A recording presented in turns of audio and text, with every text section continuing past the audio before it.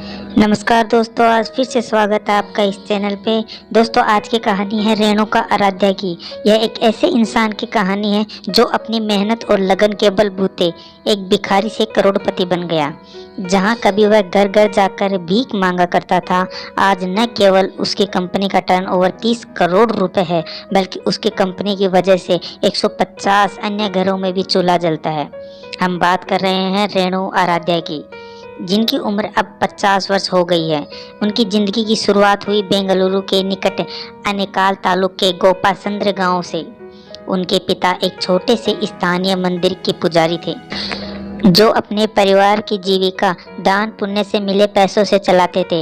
लेकिन उन पैसों से उनके घर का गुजारा नहीं हो पाता था, इसलिए वे आसपास गांव में जा जाकर भिक्षा में अनाज मांग कर लाते। फिर उसी अनाज को बाजार में बेचकर जो पैसे मिलते, उससे जैसे तैसे अपने परिवार का लालन पोषण करते। रेणुका भी भिक्षा मांगने में अपने पिता की मदद करते, पर परिवार की हालात यहाँ तक खराब हो गई कि 6वीं कक्षा के बाद एक पुजारी होने के नाते रोज पूजा पाठ करने के बाद भी उन्हें कई घरों में जाकर नौकर का काम भी करना पड़ता। जल्द ही उनके पिता ने उन्हें चिकपेट के एक आश्रम में डाल दिया, जहाँ उन्हें वेद और संस्कृत की पढ़ाई करनी पड़ती थी और सिर्फ 2 वक्त का भोजन मिलता था, एक सुबह 8 बजे और एक रात को 8 बजे। इससे वो भूखे ही रह जाते और पढ़ाई पर ध्यान नहीं दे पाते। पेट भरने के लिए वो पूजा समारोह आदि में जाना चाहते थे, जिसके लिए उन्हें अपने सीनियर्स के व्यक्तिगत कर्मों को भी करना पड़ता। परिणाम स्वरूप वो 10वीं कक्षा में फेल हो गए। फिर उनके पिता के देहांत और बड़े भाई के घर छोड़ देने से अपनी माँ और बहन की जिम्मेदारी उनके कंधों पर आ गई। पर उन्होंने यह दिखा दिया कि मुसीबत की घड़ी में भी वे अपनी जिम्मेदारियों से मुंह नहीं मोड़ते, और इसी के साथ वे निकल पड़े आजीविका कमाने की एक बहुत लंबी लड़ाई पर, जिससे उन्हें कई मुसीबतों का सामना करना पड़ा, अपनी निराशाओं से जूझना पड़ा और धक्के पर धक्के खाने पड़े। इस राह पर न जाने उन्हें कैसे कैसे काम करने पड़े, जैसे प्लास्टिक के कारखाने में सिक्योरिटी गार्ड के रूप में, नारियल के पेड़ पर चढ़ने वाले एक माली के रूप में। पर उनकी कुछ बेहतर कर गुजरने की ललक ने कभी उनका साथ नहीं छोड़ा, और इसलिए उन्होंने कई बार खुद का करने का भी सोचा। एक बार उन्होंने घर घर जाकर बैगों और सूटकेस के कवरों को सीलने का काम भी किया, जिससे उन्हें 30,000 रुपयों का घाटा हुआ। उनके जीवन ने तब जाकर एक करवट ली जब उन्होंने सब कुछ छोड़कर एक ड्राइवर बनने का फैसला लिया। पर उनके पास ड्राइवरी सीखने के भी पैसे नहीं थे, इसलिए उन्होंने कुछ उधार लेकर और अपने शादी की अंगूठी को गिरवी रखकर ड्राइविंग लाइसेंस प्राप्त किया। इसके बाद उन्हें लगा कि अब सब कुछ ठीक हो जाएगा, पर किस्मत ने उन्हें एक और झटका दिया, जब गाड़ी में धक्का देने की वजह से उन्हें अपनी पहली ड्राइवर की नौकरी से कुछ ही घंटों में हाथ धोना पड़ा। पर एक सज्जन टैक्सी ऑपरेटर ने उन्हें एक मौका दिया, और बदले में रेणुका ने बिना पैसे के ही उनके लिए गाड़ी चलाई, ताकि वो खुद को साबित कर सके। वे दिन भर काम करते और रात रात भर जाकर गाड़ी को चलाने का अभ्यास करते। उन्होंने ठान लिया कि चाहे जो हो जाए, मैं इस बार वापस सिक्योरिटी गार्ड का काम नहीं करूंगा और एक अच्छा ड्राइवर बनकर रहूंगा।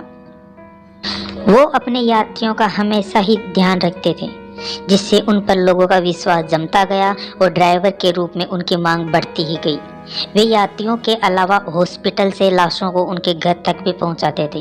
वे कहते हैं, लाशों को घर तक पहुंचाने और उसके तुरंत बाद यात्रियों को तीर्थ ले जाने से मुझे एक बहुत बड़ी सीख मिली कि जीवन और मौत एक बहुत लंबी यात्रा के 2 छोर ही तो हैं, और यदि आपको जीवन में सफल होना है तो किसी भी मौके को जाने न दें।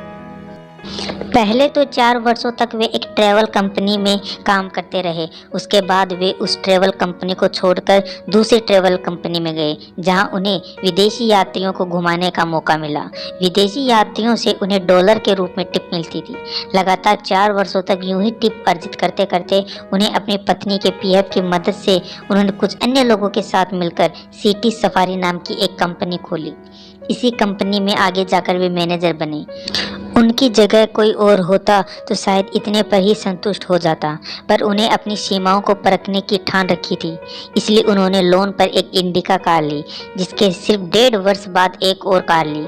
इन कारों की मदद से उन्होंने 2 वर्षों तक स्पोर्ट सिटी टैक्सी में काम किया। उन्होंने सोचा अभी मेरी मंजिल दूर है और मुझे खुद की एक ट्रैवल कंपनी बनानी है। कहते हैं ना कि किस्मत भी हिम्मत वालों का ही साथ देती है। ऐसा ही कुछ रेणुका के साथ हुआ जब उन्हें पता चला कि इंडियन सिटी टैक्सी नाम की एक कंपनी बिकने वाली है। सन 2006 में उन्होंने उस कंपनी को 6.5 लाख रुपए में खरीदा, जिसके लिए उन्हें अपनी सभी कारों को बेचना पड़ा। उन्हीं के शब्दों में, मैंने अपने जीवन का सबसे बड़ा जोखिम लिया, पर वही जोखिम आज मुझे कहां से कहां लेकर आ गया। उन्होंने अपनी कंपनी का नाम बदलकर प्रवासी कैब्स रख दिया। उसके बाद वे सफलता की ओर बढ़ते चले गए। सबसे पहले अमेजन इंडिया ने प्रमोशन के लिए रेणुका की कंपनी को चुना। उसके बाद रेणुका ने अपनी कंपनी को आगे बढ़ाने में जी जान लगा दी। धीरे धीरे उनके कई और नामी ग्राहक बन गए, जैसे वॉलमार्ट, अकामाई, जनरल मोटर्स आदि। इसके बाद उन्होंने कभी पीछे पलटकर नहीं देखा और सफलता की ओर आगे बढ़ते चले गए। पर उन्होंने कभी भी सीखना बंद नहीं किया। उनकी कंपनी इतनी मजबूत हो गई, जहां कई और टैक्सी कंपनियां ओला और उबर के आने से बंद हो गई, उनकी कंपनी फिर भी सफलता की ओर आगे बढ़ रही थी। आज उनकी कंपनी की 1000 से ज़्यादा कारें चलती हैं। आज वे 3 स्टार्टअप के डायरेक्टर हैं और 3 वर्षों में उनका 100 करोड़ के आंकड़े को छूने की उम्मीद है, जिसके बाद वो IPO की ओर आगे बढ़ेंगे। कौन सोच सकता है कि बचपन में घर घर जाकर अनाज मांगने वाला लड़का, जो 10वीं कक्षा में फेल हो गया था और जिसके पास खुद का 1 रुपया नहीं था, आज वह 30 करोड़ की कंपनी का मालिक है।